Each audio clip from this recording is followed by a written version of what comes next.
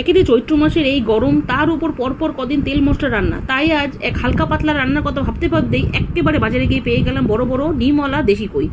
আর এই কই মাছ আর আলু দিয়ে বানিয়ে ফেললাম কই মাছের এক পাতলা ঝোল। ঝোলটা পাতলা হলে কি হবে, খেতে দারুণ। তাহলে প্রথমে কই মাছ নিয়ে ভালো করে ধুয়ে নুন হলুদ মাখিয়ে নিলাম। এই রান্নায় নো পেঁয়াজ রসুন।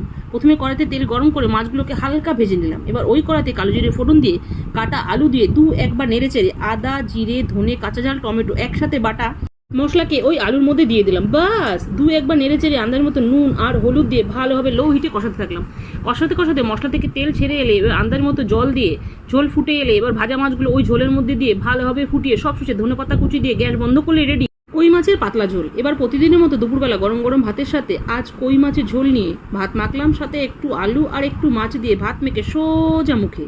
আবারও একটু মাছ একটু আলু দিয়ে ভাত মেখে সোজা মুখে দিতেই ওহ সেই সেই সেই স্বাদ।